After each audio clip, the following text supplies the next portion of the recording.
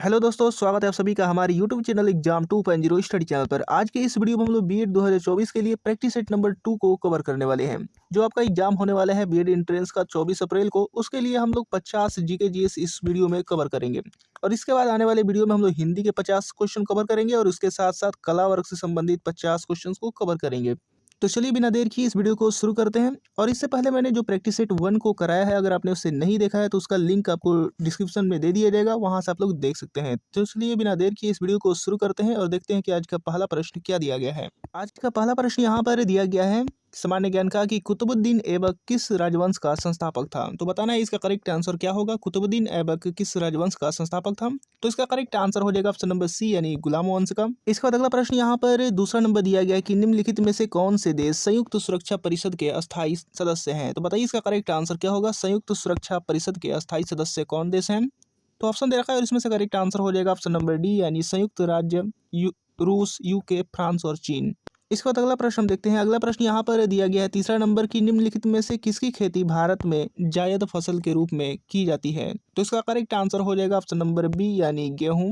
अगला प्रश्न देखते हैं। अगला प्रश्न यहाँ पर दिया गया है कि पुरालेख शास्त्र किसका अध्ययन है। तो बताना है कि पुरालेख शास्त्र किसका अध्ययन है। तो ऑप्शन दे रखा है और इसमें से करेक्ट आंसर हो जाएगा ऑप्शन नंबर बी यानी शिलालेखों का अध्ययन पुरालेख कहलाता है। अगला प्रश्न देखते हैं यहाँ पर पांचवा नंबर की भारत में लोसुंग या लोसांग त्योहार ज्यादातर हर साल दिसंबर के महीने में मनाया जाता है। यह त्योहार भारत के किस राज्य का सबसे महत्वपूर्ण त्योहार है। तो बताइए इसका करेक्ट आंसर क्या होगा। लोसुंग या लोसांग त्योहार किस राज्य में मनाया जाता है। तो इसका करेक्ट आंसर हो जाएगा ऑप्शन नंबर बी यानी सिक्किम राज्य में मनाया जाता है। अगला प्रश्न यहाँ पर 6 नंबर दिया गया कि बीसी रॉय पुरस्कार किस क्षेत्र में दिया जाता है। तो इसका करेक्ट आंसर मैं आपको बता दे रहा हूँ। इसका करेक्ट आंसर हो जाएगा चिकित्सा के क्षेत्र में बीसी रॉय पुरस्कार दिया जाता है। अगला प्रश्न देखते हैं 7वां नंबर, जिसमें दिया गया है कि दामोदर वैली कॉरपोरेशन क्या है। तो बताइए कि दामोदर वैली कॉरपोरेशन क्या है। तो इसका करेक्ट आंसर हो जाएगा ऑप्शन नंबर बी यानी दामोदर घाटी की देखभाल करने वाला नगर निगम। अगला प्रश्न देखते हैं 8वां नंबर।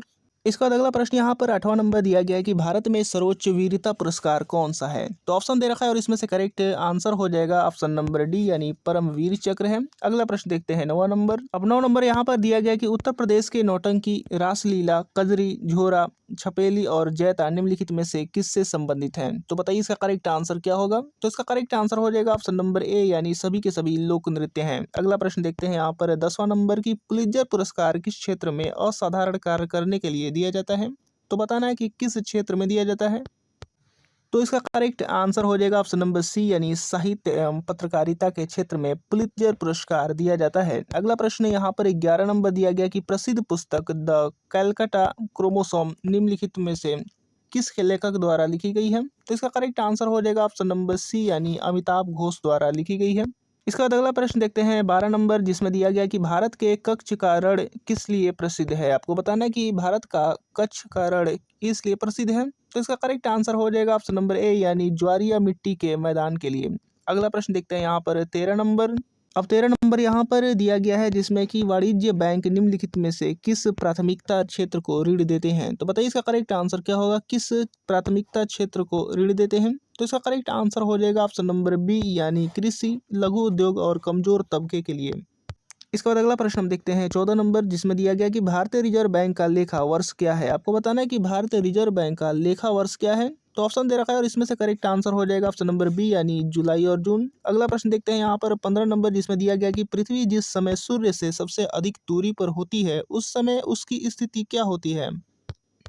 तो इसका करेक्ट आंसर मैं आपको बता दे रहा हूँ। इसका करेक्ट आंसर हो जाएगा ऑप्शन नंबर ए यानी एफेलियन। अगला प्रश्न यहाँ पर 16 नंबर दिया गया कि निम्नलिखित में से किस वर्ष में भारतीय आईटी अधिनियम 2000 में प्रमुख संशोधन किया गया था। तो ऑप्शन देख लेते हैं पहले। तो ऑप्शन यहाँ पर दे रखा है और इसमें से करेक्ट आंसर हो जाएगा 16 नंबर का ऑप्शन नंबर बी यानी 2005 में। अगला प्रश्न यहाँ पर दिया गया है 17 नंबर की निम्नलिखित में से लोकसभा की प्रथम महिला अध्यक्ष का नाम बताइए। तो लोकसभा की प्रथम महिला अध्यक्ष का नाम बताना है। तो इसका करेक्ट आंसर हो जाएगा ऑप्शन नंबर सी यानी मीरा कुमार। अगला प्रश्न यहाँ पर 18 नंबर दिया गया है कि निम्नलिखित में से कौन सी हवाएं भूमध्य सागर से भारत के उत्तर पश्चिमी भाग की ओर चलती है। तो बताइए इसका करेक्ट आंसर कौन सा होगा। कौन सी हवाएं भूमध्य सागर से भारत की उत्तर पश्चिमी भाग की ओर चलती हैं। तो इसका करेक्ट आंसर हो जाएगा ऑप्शन नंबर ए यानी पश्चिमी विक्षोभ। इसके बाद अगला प्रश्न हम देखते हैं। अगला प्रश्न यहाँ पर दिया गया है जिसमें कि एजोला डैश के लिए मृदा उर्वरता को बढ़ाता है। आपको बताना है यहाँ पर कौन सा होगा दिए गए ऑप्शनों में से किसकी खेती के लिए मृदा उर्वरता को बढ़ाता है एजोला। तो इसका करेक्ट आंसर हो जाएगा ऑप्शन नंबर डी यानी चावल की खेती के लिए। इसके बाद अगला प्रश्न यहाँ पर 20 नंबर दिया गया कि संविधान में निम्नलिखित में से किसके बारे में उपबंध नहीं है, तो इसका करेक्ट आंसर हो जाएगा ऑप्शन नंबर डी यानी योजना आयोग के बारे में। अगला प्रश्न यहाँ पर 21 नंबर दिया गया कि महाबलीपुरम स्थित एकाश्मीय शैल मंदिरों का प्रसिद्ध नाम क्या है, तो इसका करेक्ट आंसर हो जाएगा ऑप्शन नंबर ए यानी रथ। अगला प्रश्न यहाँ पर 22 नंबर दिया गया कि भारत में नोटबंदी यानी विमुद्रीकरण कब हुई थी, तो इसका करेक्ट आंसर हो जाएगा दिए गए ऑप्शनों में से ऑप्शन नंबर ए यानी 8 नवंबर 2016 को। इसके बाद अगला प्रश्न यहाँ पर 23 नंबर दिया गया कि नोटबंदी से पहले अर्थव्यवस्था में 500 रुपये के नोटों की संख्या कितनी थी, तो इसका करेक्ट आंसर हो जाएगा ऑप्शन नंबर बी यानी 17,165 मिलियन। अगला प्रश्न यहाँ पर 24 नंबर दिया गया है जिसमें इसके बाद अगला प्रश्न यहाँ पर 24 नंबर दिया गया है कि पृथ्वी के वायुमंडल की किस परत में ओजोन की परत होती है, तो इसका करेक्ट आंसर हो जाएगा ऑप्शन नंबर डी यानी समताप मंडल में। अगला प्रश्न देखते हैं। अगला प्रश्न यहाँ पर 25 नंबर दिया गया कि ग्रेट बैरियर रीफ कहाँ स्थित है, तो इसका करेक्ट आंसर मैं आपको बता दे रहा हूँ। इसका करेक्ट आंसर हो जाएगा ऑप्शन नंबर ए यानी प्रशांत महासागर, ऑस्ट्रेलिया की पूर्वी तट प्रशांत महासागर में स्थित है। अगला प्रश्न देखते हैं 26 नंबर।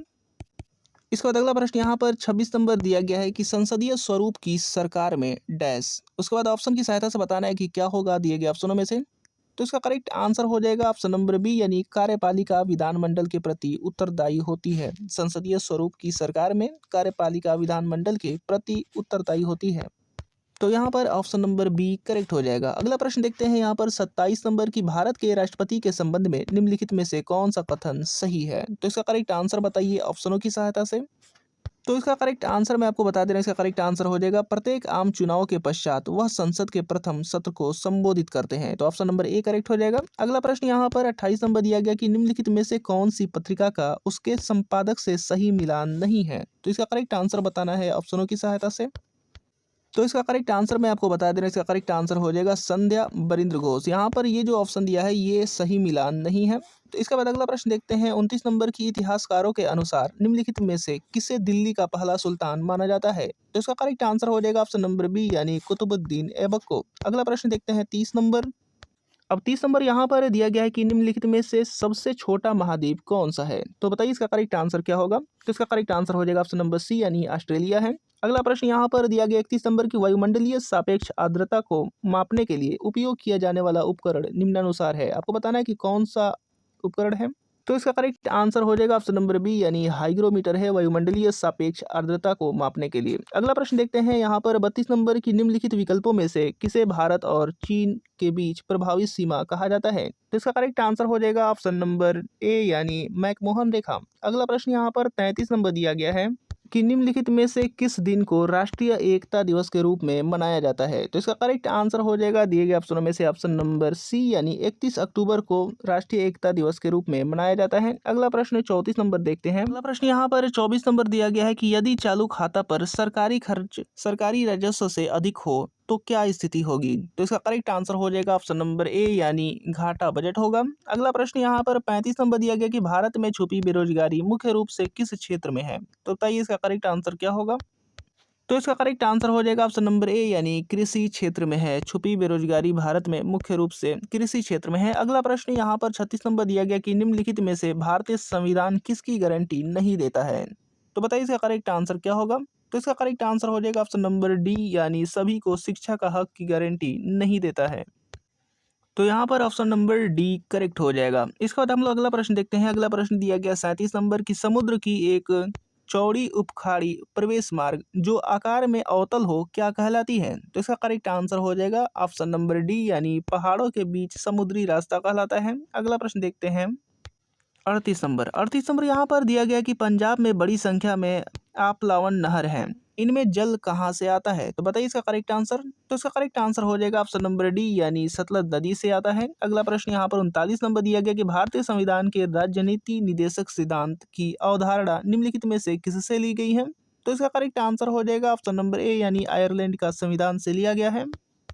इसके बाद अगला प्रश्न 44 नंबर देखते हैं। 40 नंबर यहाँ पर दिया गया है कि तारे चमकते हैं किंतु ग्रह नहीं चमकते क्योंकि, फिर उसके बाद डैश दिया गया है, तो यहाँ पर ऑप्शन की सहायता से बताना है कि क्यों यहाँ पर नहीं चमकते हैं, तो इसका करेक्ट आंसर हो जाएगा ऑप्शन नंबर यहाँ पर डी यानी वे पृथ्वी के करीब हैं इसलिए उन्हें अधिक प्रकाश मिलता है और प्रबलता में यदि छोटे मोटे परिवर्तन होते भी हैं तो वे नजर नहीं आते हैं, तो यहाँ पर ऑप्शन नंबर डी करेक्ट हो जाएगा। अगला प्रश्न 41 नंबर यहाँ पर दिया गया कि अर्जेंटीना की राजधानी इनमें से कौन सी है, तो इसका करेक्ट आंसर हो जाएगा दिए गए ऑप्शनों में से ऑप्शन नंबर ए यानी ब्यूनस आयर्स। अगला प्रश्न देखते हैं 42 नंबर। अगला प्रश्न यहाँ पर 42 नंबर दिया गया है कि निम्नलिखित में से किस देश ने सबसे पहले जीएसटी लागू की। तो इसका करेक्ट आंसर बताइए, कब से सबसे पहले किसने जीएसटी लागू की। तो इसका करेक्ट आंसर हो जाएगा ऑप्शन नंबर डी यानी फ्रांस ने। अगला प्रश्न यहाँ पर 43 नंबर दिया गया है कि 1913 और 14 में हुए ताना भगत आंदोलन के नेता कौन थे।